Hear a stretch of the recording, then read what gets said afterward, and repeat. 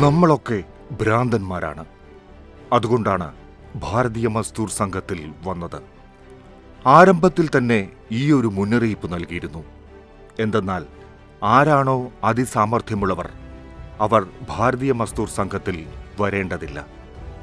ആരാണോ ഭ്രാന്തന്മാർ, ആരുടെ ബുദ്ധിയാണോ ഉറച്ചിട്ടില്ലാത്തത്, അവർ ഭാരതീയ മസ്ദൂർ സംഘത്തിൽ വരും.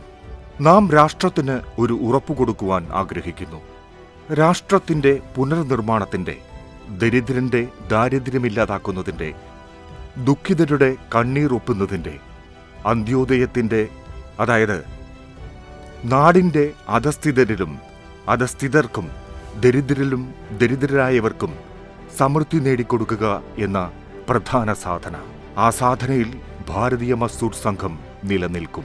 അതുകൊണ്ട് അതിബുദ്ധിമാന്മാരായവരോട് നമ്മൾ പറയും, സാർ, താങ്കൾ ഭാരതീയ മസ്ദൂർ സംഘത്തെ വിട്ടുപോയിക്കൊള്ളൂ. താങ്കൾ പ്രധാനമന്ത്രി ആയിക്കൊള്ളൂ, രാഷ്ട്രപതി ആയിക്കൊള്ളൂ. താങ്കൾ വന്നാലും പോയാലും പ്രശ്നമില്ല. ഞങ്ങൾക്ക് പരമവൈഭവം പ്രാപ്തമാക്കണം.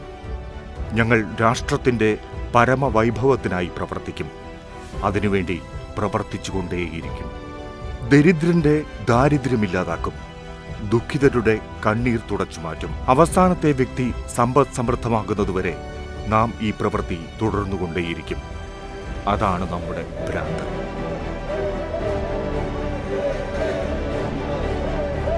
അക്ഷരാർത്ഥത്തിൽ ഇന്ത്യൻ തൊഴിലാളി മനസ്സുകളുടെ ഉള്ളറയിൽ ഉറങ്ങിക്കിടന്ന ദേശാഭിമാനത്തിന്റെ ഗന്ധകപ്പുരയ്ക്ക് തീ കൊടുക്കുകയായിരുന്നു ഠേങ്ഡി ജി. അദ്ദേഹം പടർത്തിയ ദേശാഭിമാനത്തിന്റെ തീക്കാറ്റിൽ തൊഴിലാളി പ്രസ്ഥാനത്തിന്റെ കൊടിനിറം ചതിയുടെ ചോര കലർന്ന ചുവപ്പുമാറി സനാതനധർമ്മത്തിന്റെ കാവ്യണി.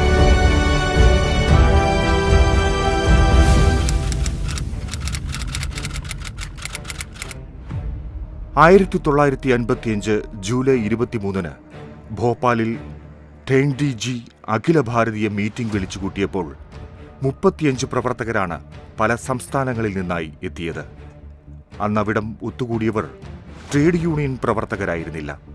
സാമൂഹിക പ്രവർത്തനത്തിലുള്ള താൽപര്യം കൊണ്ടെത്തിച്ചേർന്ന രാഷ്ട്രീയ സ്വയംസേവക സംഘത്തിന്റെ പ്രവർത്തകരായിരുന്നു. മറ്റെല്ലാ കേന്ദ്ര ട്രേഡ് യൂണിയനിൽ നിന്നും വ്യത്യസ്തമായി ഒരൊറ്റ അംഗവും ഒരൊറ്റ യൂണിയനും സ്വന്തമായി ഇല്ലാതായിരുന്നു ഭാരതീയ മസ്ദൂർ സംഘത്തിന്റെ പിറവി.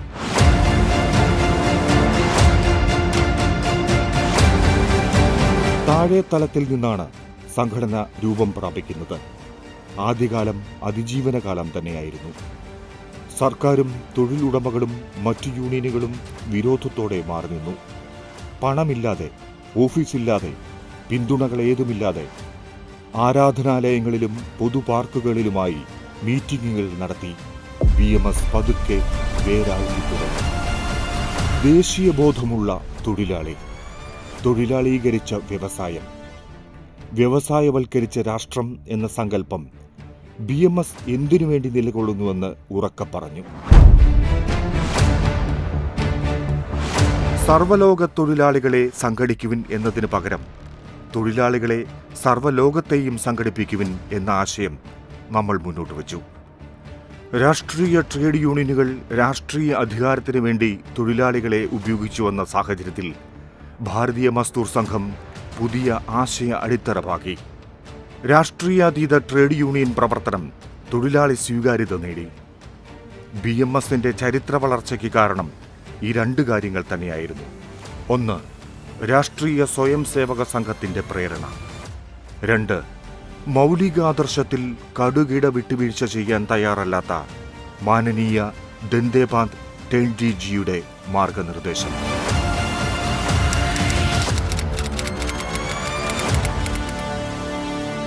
പന്ത്രണ്ട് വർഷത്തെ കഠിന പരിശ്രമത്തിന് ശേഷം 1967 ആഗസ്റ്റ് 12, 13 തീയതികളിൽ ഡൽഹിയിൽ ആദ്യ അഖില ഭാരതീയ സമ്മേളനം നടന്നു. രാജ്യഞരമ്പുകളിലേക്ക് ഭാരതീയ മസ്ദൂർ സംഘം തൊഴിലാളി പ്രശ്നങ്ങളുമായി വിപുലമായി വ്യാപിക്കുകയായിരുന്നു. ടെക്സ്റ്റൈൽ, കൽക്കരി, എഞ്ചിനീയറിംഗ്, പ്രതിരക്ഷ, റെയിൽവേ, പഞ്ചസാര മിൽ, വൈദ്യുതി എന്നീ 7 മേഖലകളിലാണ് ആദ്യ ദശകത്തിൽ മഹാസംഘ് രൂപീകരിക്കപ്പെട്ടത്. 1963 ബോംബെ ബന്ദിന്റെ വിജയം സംഘിന് വലിയ ഉണർവും ഊർജവുമായി. 1962 ചൈന ആക്രമണകാലത്തും 65 പാകിസ്ഥാൻ ആക്രമണകാലത്തും രാഷ്ട്രീയ മസ്ദൂർ മോർച്ച രൂപീകരിച്ച് പ്രവർത്തിക്കാൻ BMS തയ്യാറായി. 1971 ബംഗ്ലാദേശ് വിമോചന യുദ്ധകാലത്തും രാഷ്ട്രസേവനത്തിന്റെ വഴിയിൽ BMS മാതൃകയായി. ബോംബെ സമ്മേളനത്തിന് മുന്നോടിയായി വീട്ടുജോലിക്കാർ എന്ന പ്രത്യേക വിഭാഗത്തിനിടയിൽ സംഘ് പ്രവർത്തനം തുടങ്ങി. മൂന്നാം ദേശീയ സമ്മേളനത്തിന്റെ ഭാഗമായി 60,000 വീട്ടുജോലിക്കാർ അണിനിരന്ന റാലി നടന്നു. സമ്മേളനശേഷം അസംഘടിത അസുരക്ഷിത തൊഴിലാളികൾക്ക് ഇടയിലേക്ക് സംഘടനാ പ്രവർത്തനം വ്യാപിച്ചു. അടിയന്തരാവസ്ഥയെ എതിർത്തതിന്റെ പേരിൽ ആയിരക്കണക്കിന് പ്രവർത്തകർ ജയിലിലായി. നിരവധി പേർക്ക് ഒളിവിൽ പോകേണ്ടി വന്നു. 70,000-ഓളം പ്രവർത്തകർ സത്യാഗ്രഹം അനുഷ്ഠിച്ചു. ദേശീയ തെരഞ്ഞെടുപ്പിൽ രാഷ്ട്രത്തിന്റെ പ്രത്യേക സാഹചര്യം കണക്കിലെടുത്ത് BMS സജീവമായി പങ്കെടുത്തു. മറ്റു തൊഴിലാളി സംഘടനകളിൽ നിന്നും വ്യത്യസ്തമായി BMSന്റെ പ്രാപ്തിയും രാജ്യസ്നേഹവും ത്യാഗമനസ്ഥിതിയും ഭാരതം നേരിട്ട് പരീക്ഷിച്ചെറിഞ്ഞ കാലമായിരുന്നു അത്. രാഷ്ട്രീയ അധികാരത്തിൽ നിന്ന് അകലം പ്രഖ്യാപിക്കണമെന്ന ആദർശാധിഷ്ഠിത തീരുമാനത്തിൽ ഉറച്ച് ജനതാ പാർട്ടി ഭരണകൂടത്തിന്റെ ഭാഗമാകാതെ BMS വിട്ടുനിന്നു. 1978 ജയ്പൂർ സമ്മേളന കാലത്ത് അംഗസംഖ്യ 10 ലക്ഷം കഴിഞ്ഞിരുന്നു. 1996 ഭോപ്പാൽ സമ്മേളനമായപ്പോഴേക്കും അരക്കോടിയിലേക്ക് അത് വീണ്ടും വളർന്നു. 2002 നടന്ന അംഗത്വ കണക്ക് പരിശോധനയിൽ BMSന്റെ അംഗീകൃത മെമ്പർഷിപ്പ് 62,15,797 ആയിരുന്നു. അന്ന് BMSനെ ഒന്നാമത്തെ ട്രേഡ് യൂണിയൻ സംഘടനയായി കോൺഗ്രസ് സർക്കാർ പ്രഖ്യാപിച്ചു. വളരെ മുമ്പ് മുതൽ തന്നെ അന്താരാഷ്ട്ര തൊഴിൽ സമ്മേളനങ്ങളിൽ പങ്കെടുത്തുവന്ന BMS 1996 മുതൽ ഭാരതത്തിന്റെ പ്രതിനിധിയായി ട്രേഡ് യൂണിയൻ സംഘത്തെ നയിച്ചു പോന്നു. നാഷണൽ ക്യാമ്പയിൻ കമ്മിറ്റി, ജനജാഗരണ അഭിയാൻ, സ്വദേശി ജാഗരൺ മഞ്ച്, സർവപന്ഥ സമാധാൻ മഞ്ച്, പരിസ്ഥിതി മഞ്ച്, BMS ആഗോളതലത്തിൽ അടയാളപ്പെട്ട കാലങ്ങൾക്ക് രാജ്യം സാക്ഷ്യം വഹിച്ചു. ദേശീയ മൂല്യങ്ങൾ ആധാരമാക്കി തൊഴിലാളി തൊഴിലുടമാ ബന്ധത്തിന് പരസ്പര ആശ്രയത്വത്തിന്റെ പുതിയ നിർവചനം രചിച്ച് മുതലാളി തൊഴിലാളിയുടെ ശത്രുവല്ല, മറിച്ച് മുതലാളിയും തൊഴിലാളിയും ചേരുന്നിടമാണ് തൊഴിലിടം എന്ന തന്റേടത്തോടെ പ്രഖ്യാപിക്കാൻ BMSന് കഴിഞ്ഞു. അധ്വാനം ആരാധനയാണ് എന്ന ആപ്തവാക്യം ഉദ്ഘോഷിച്ചുകൊണ്ട് ത്യാഗം, തപസ്യ, ബലിദാനം എന്നീ ത്രിവിധ ശപഥത്തോടെ ദേശസ്നേഹികളായ ലക്ഷക്കണക്കിന് തൊഴിലാളികളെ സംഘ് വാർത്തെടുത്തു. അധികാരത്തിലേറുന്ന സർക്കാരുകളോടുള്ള BMS സമീപനം സ്വർഗീയ ടെങ്ഡിജി 2001 ഡൽഹി റാലിയിൽ പ്രഖ്യാപിച്ചത് തന്നെയാണ്.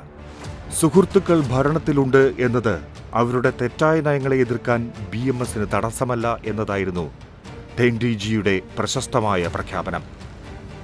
BMSന്റെ നിരന്തരമായ സമ്മർദ്ദത്തിന്റെയും ജാഗ്രതയുടെയും ഫലമാണ് തൊഴിലാളി താൽപര്യങ്ങൾ സംരക്ഷിക്കുന്ന ഒന്നായി പുതിയ വേജസ് ബിൽ കൊണ്ടുവരാൻ കേന്ദ്ര സർക്കാരിന് കഴിഞ്ഞത്.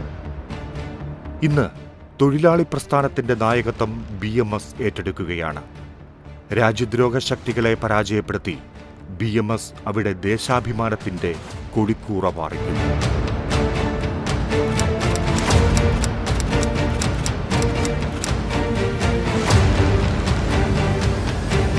തൊഴിലാളികളെ വെറും കോടാലിക്കൈയായി കരുതിയിരുന്ന ഇടതുപക്ഷവും വലതുപക്ഷവും വലിയ എതിർപ്പാണ് ആദ്യകാലത്ത് BMS പ്രവർത്തനത്തിനെതിരെ ഉയർത്തിയിരുന്നത്. കാലം കാത്തുവച്ച മറുപടി എന്ന പടം ഇന്ന് ലോകം ദേശീയതയിലേക്ക് മടങ്ങിയിരിക്കുന്നു. ലോക തൊഴിലാളി വർഗം എന്ന വർഗീകരണം അതിന്റെ മണ്ണിൽ തന്നെ കുഴിച്ചുമൂടപ്പെട്ടു. ഓരോ രാജ്യത്തിനും അതിന്റെ വ്യക്തിത്വത്തിന് ചേർന്ന ആശയാദർശങ്ങൾ തന്നെയാണ് വേണ്ടതെന്ന് ലോകം അംഗീകരിച്ചു. കമ്മ്യൂണിസ്റ്റ് തൊഴിലാളി സംഘടനകൾ ഉഴുതുമറിച്ചിട്ട കേരളത്തിൽ കാവിക്കൊടിയുമായി എത്തിയ BMSനെ കാത്തിരുന്നത് അതിശക്തമായ എതിർപ്പുകളായിരുന്നു. കേരളത്തിൽ ചുമട്ടുതൊഴിലാളിയാകാനും കർഷക തൊഴിലാളിയാകാനും ചെത്തുതൊഴിലാളിയാകാനും കമ്മ്യൂണിസ്റ്റ് പാർട്ടിയുടെ തീട്ടൂരം വേണ്ടുന്നതായ കാലഘട്ടം സ്വതന്ത്രമായി പണിയെടുക്കാനുള്ള അവകാശത്തിനായി BMS പോരാടി. BMS പ്രവർത്തകർക്ക് മാർക്സിസ്റ്റ് മാടമ്പിത്തരത്തിനെതിരെ നിറനെഞ്ചു കാട്ടേണ്ടി വന്നു. കേരളത്തിലെ ഗ്രാമങ്ങളിലും നഗരപ്രാന്തങ്ങളിലും കാവിക്കൊടി ഉയർത്തിക്കെട്ടാൻ അനവധി ജീവനുകൾ തന്നെ ബലിയർപ്പിക്കേണ്ടി വന്നു. അനവധി പ്രവർത്തകർ ജയിലിലേക്ക് തീർത്ഥയാത്ര നടത്തി. രാജ്യത്തെങ്ങുമില്ലാത്ത അതിക്രൂരമായ എതിർപ്പുകളെ നേരിട്ടാണ് കേരളത്തിൽ BMS പ്രവർത്തനം ഉയർന്നു വന്നത്.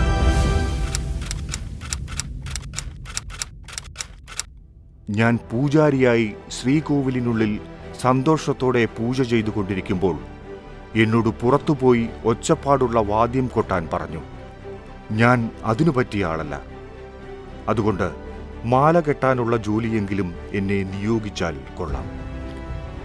രാഷ്ട്രീയ ജീവിതം മടുത്ത വേണുഗോപാൽജി ആ മേഖലയോട് വിട ചൊല്ലാൻ തീരുമാനിച്ചു. അങ്ങനെയാണ് ഈ കത്തിന്റെ പിറവി. അങ്ങനെയാണ് കേരളത്തിൽ ഭാരതീയ മസ്ദൂർ സംഘം സ്ഥാപിക്കാനുള്ള ദൗത്യം വേണുഗോപാൽജിയിലേക്ക് എത്തിച്ചേരുന്നത്. തൊഴിലാളി താൽപര്യത്തിന്റെ കാര്യത്തിൽ അദ്ദേഹത്തിന് യാതൊരു വിട്ടുവീഴ്ചയും ഉണ്ടായിരുന്നില്ല. അബ്കാരി ഷാപ്പിന് മുമ്പിലുള്ള സമരം മുതൽ മാവൂർ ഗ്വാളിയർ റൈൻസിലെ സമരം വരെ എല്ലാറ്റിനും മുമ്പിൽ നിന്നു അദ്ദേഹം നേതൃത്വം നൽകി. 1979 എറണാകുളത്തുള്ള രാജ്യരക്ഷാ വകുപ്പിന്റെ കീഴിലുള്ള NPOL എന്ന സ്ഥാപനത്തിലെ BMS സമരത്തിന് നേതൃത്വം നൽകിയ വേണുവേട്ടൻ 12 ദിവസം നീണ്ടുനിന്ന സമരത്തിന്റെ വിജയപ്രാപ്തിക്ക് വേണ്ടി മരണം വരെ നിരാഹാര സത്യാഗ്രഹം അനുഷ്ഠിക്കാൻ തയ്യാറായി. ഇത് വലിയ കോളിളക്കം സൃഷ്ടിക്കുകയും ഒടുവിൽ എല്ലാ ആവശ്യങ്ങളും അംഗീകരിച്ചു കിട്ടുകയും ചെയ്തു.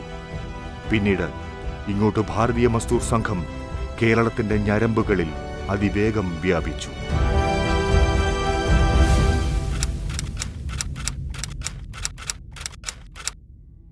ഇന്ന് 500ഓളം വ്യത്യസ്ത തൊഴിൽ മേഖലകളെ പ്രതിനിധീകരിക്കുന്ന യൂണിയനുകൾ കേരളത്തിലെ BMS സംസ്ഥാന കമ്മിറ്റിയിൽ അഫിലിയേറ്റ് ചെയ്ത് പ്രവർത്തിക്കുന്നു. സർവീസ് മേഖല, പൊതുമേഖല, സ്വകാര്യ വ്യവസായ മേഖല, അസംഘടിത മേഖല എന്നിങ്ങനെ സർവതല സ്പർശിയായി തൊഴിലാളി ക്ഷേമം ഉറപ്പാക്കി BMS മുന്നിലുണ്ട്. അസംഘടിത മേഖലയിലെ പ്രശ്നങ്ങൾ പരിഹരിക്കുക, കൈത്തറി, കയർ, ബീഡി തുടങ്ങിയ പരമ്പരാഗത വ്യവസായ മേഖലകളെ സംരക്ഷിക്കുക, പൊതുമേഖലാ സ്ഥാപനങ്ങളെ കരുതുക, വ്യവസായ നയം തിരുത്തുക, ജനവിരുദ്ധ നയവും നിലപാടും അവസാനിപ്പിക്കുക, കാർഷിക മേഖലയിൽ സമൂലമായ മാറ്റം കൊണ്ടുവരിക, ചുമട്ടുതൊഴിലാളികളുടെ ജോലിയും കൂലിയും സംരക്ഷിക്കുക, തോട്ടം വ്യവസായവും തോട്ടം തൊഴിലാളികളെയും പരിരക്ഷിക്കുക, മുഴുവൻ സർവീസ് പെൻഷൻകാർക്കും ആരോഗ്യ ഇൻഷുറൻസ് ഉറപ്പുവരുത്തുക, സമസ്ത വിഷയങ്ങളിലും അവകാശങ്ങൾക്കായി ആനുകൂല്യങ്ങൾക്കായി പോരാട്ടങ്ങളും പ്രക്ഷോഭങ്ങളും കണ്ടു. പങ്കാളിത്ത പെൻഷൻ, ESI സേവനങ്ങൾ, KSEB, KSRTC പ്രതിസന്ധികൾ, നിർമ്മാണ മേഖലയിലെ സ്തംഭനാവസ്ഥ എന്നിങ്ങനെ സംഘം കൈതൊടാതെ പോയ മേഖലകളില്ല. കോവിഡ് എന്ന വെല്ലുവിളി. മഹാമാരിയുടെ കെട്ടകാലത്ത് തൊഴിലാളികളെ ചേർത്തു നിർത്താനും BMS മുന്നിൽ നിന്നു. കോവിഡ് കാലത്ത് ദുരിതമനുഭവിക്കുകയും നിരാലംബരായിത്തീരുകയും ചെയ്ത നിരവധി തൊഴിലാളികളെയും അവരുടെ കുടുംബാംഗങ്ങളെയും BMS കൂടെ നിർത്തി. വാർഡുതലം വരെയുള്ള ഹെൽപ്പ് ഡെസ്കുകൾ സജീവമാക്കി. 14 ജില്ലയിലും സഹായമെത്തിക്കാൻ കഴിഞ്ഞു. ക്വാറന്റൈൻ സംവിധാനം, വാഹന സൗകര്യം, രോഗികൾക്കുള്ള സമാശ്വാസം, ചികിത്സ, ഭക്ഷ്യക്കിറ്റ്, പച്ചക്കറി തുടങ്ങി 3.5 കോടിയോളം വരുന്ന സഹായം കേരളം അങ്ങോളമിങ്ങോളം ഒഴുകി. തൊഴിലാളികളിൽ നിന്ന് സേവാനിധി സമാഹരിച്ചുകൊണ്ടുള്ള പ്രവർത്തനവും തുടർന്നു വരികയാണ്. മാരകമായ അസുഖം മൂലം ദുരിതത്തിലായിക്കൊണ്ടിരിക്കുന്ന തൊഴിലാളികളെ സഹായിക്കേണ്ടത് ധാർമ്മിക ചുമതലയെന്ന് ഉറച്ചു വിശ്വസിച്ച് അണികളാകെ ഇന്ന് മഹാദൗത്യത്തിന് ഒപ്പമുണ്ട്. BMSന്റെ ആഭിമുഖ്യത്തിൽ തിരുവനന്തപുരത്ത് സംഘടിപ്പിച്ച വനിതാ സംഗമം തൊഴിലാളികൾക്ക് പൊതുവെയും സ്ത്രീ തൊഴിലാളികൾക്ക് പ്രത്യേകിച്ചും സമൂഹത്തിനാകെ തന്നെയും നിരവധി സന്ദേശങ്ങളും പുതിയൊരു ദിശാബോധവും നൽകുന്നതായി. 3500-ലധികം വനിതകൾ പ്രതിനിധികളായി പങ്കെടുക്കുകയും വനിതകൾ തന്നെ നിയന്ത്രിക്കുകയും ചെയ്ത സമ്മേളനം ആത്മവിശ്വാസത്തിന്റെ അലകൾ ഉയർത്തിയാണ് അവസാനിച്ചത്. തൊഴിലാളി സംഘടനാ ചരിത്രത്തിൽ ആദ്യമായാണ് വനിതകളുടെ മുൻകൈയിൽ വനിതാ തൊഴിലാളികൾ മാത്രം പങ്കെടുക്കുന്ന ഇങ്ങനെയൊരു സമ്മേളനമെന്ന് ചൂണ്ടിക്കാണിക്കപ്പെടുന്നു. G20 പ്രവർത്തന കൂട്ടായ്മകളിലൊന്നായ ലേബർ 20 ഭാഗമായാണ് തിരുവനന്തപുരത്ത് ദൃഷ്ടി 2023 എന്ന പേരിൽ വനിതാ സംഗമം സംഘടിപ്പിച്ചത്. രാഷ്ട്രീയ ഭരണരംഗത്തെ വനിതാ ശാക്തീകരണത്തിന്റെ പ്രതീകമായ കേന്ദ്ര വനിതാ ശിശുക്ഷേമ മന്ത്രി സ്മൃതി ഇറാനി ഉദ്ഘാടകയായി എത്തിയത് പരിപാടിയുടെ തിളക്കം വർദ്ധിപ്പിച്ചു. വനിതാ മാധ്യമ പ്രവർത്തകയോട് ധാർഷ്ട്യം കാണിച്ച ചാനൽ മേധാവി BMS സമരവീര്യത്തിന് മുന്നിൽ മുട്ടുമടക്കുന്നതും ഇക്കാലം കണ്ടു. KSRTCയിലെ സർക്കാർ നടപടികൾക്കെതിരെ KSU എംപ്ലോയീസ് സംഘത്തിന്റെ നേതൃത്വത്തിൽ സെക്രട്ടേറിയറ്റിലേക്ക് KSRTCയിലെ BMS യൂണിയനായ എംപ്ലോയീസ് സംഘത്തിന്റെ നേതൃത്വത്തിൽ കേരള പേപ്പർ പ്രോഡക്ട്സ് ലിമിറ്റഡിലെ തീപിടുത്തം CBI അന്വേഷിക്കണമെന്ന് മാസം അവസാനിക്കാറായിട്ടും മുഴുവൻ ശമ്പളവും വിതരണം ചെയ്യാത്തതിൽ പ്രതിഷേധിച്ച BMS യൂണിയൻ KSRTC സമഗ്രമായ ഒരു വ്യവസായ പാക്കേജ് പ്രഖ്യാപിക്കാൻ സർക്കാർ തയ്യാറാകണമെന്ന് BMS സംസ്ഥാന ഇടതുപക്ഷത്തിന്റെ രഹസ്യ അജണ്ടയാണെന്ന് BMS സംസ്ഥാന അധ്യക്ഷൻ ഉണ്ണികൃഷ്ണൻ ഉണ്ണിത്താൻ. അക്രമരാഷ്ട്രീയം, ലഹരിക്കെതിരായ പോരാട്ടം, സ്ത്രീ സുരക്ഷ, പ്രവാസിക്ഷേമം, പശ്ചിമഘട്ട സംരക്ഷണം, പല ധാരകളിൽ സംഘം ഉച്ചത്തിൽ ഉറക്ക ശബ്ദമാകുക തന്നെയാണ്.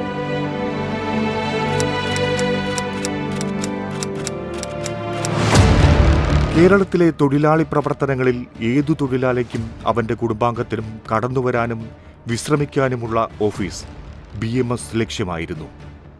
ഇന്ന് കേരളത്തിലെ 14 ജില്ലകളിലും 24 മണിക്കൂർ പ്രവർത്തിക്കുന്ന തൊഴിലാളി ഓഫീസുകൾ BMS സജ്ജമാക്കിയിരിക്കുന്നു. തങ്ങളുടെ ചികിത്സയ്ക്കും കുട്ടികളുടെ വിദ്യാഭ്യാസ ആവശ്യത്തിനും മറ്റുമായി എത്തുന്ന തൊഴിലാളി കുടുംബങ്ങളെ താമസിപ്പിക്കാൻ കഴിയുന്ന BMS ഓഫീസുകൾ ഇന്ന് കേരളത്തിലെ വിവിധ നഗരങ്ങളിൽ തലയുയർത്തി നിൽക്കുന്നു. മസ്ദൂർ ഭാരതി, മസ്ദൂർ സേവാ ട്രസ്റ്റ്, തൊഴിൽ ഗവേഷക പരിശീലന കേന്ദ്രം എന്നിങ്ങനെ തലയുയർത്തി തലയെടുപ്പോടെ ഇന്ന് ഭാരതീയ മസ്ദൂർ സംഘം കേരളത്തിന്റെ മുഖ്യധാരയിലുണ്ട്. സ്വർഗീയ ഠേങ്ജിയുടെ വാക്കുകളിൽ തന്നെ അവസാനിപ്പിക്കാം. സമൂഹവും വ്യക്തിയും രാജ്യവും ലോകവും തമ്മിൽ ഉണ്ടാകേണ്ടത് പരസ്പര ആശ്രയത്വമാണ്, പരസ്പര വിരോധമല്ല. ദാരിദ്ര്യത്തെയും ദൈന്യതയെയും അനാചാരത്തെയും ഇല്ലാതാക്കാനുള്ള വീരാവേശം ജ്വലിക്കട്ടെ. ക്രൂരത, ധീരതയുടെ മുഖം മൂടിയിട്ട് നടക്കാം.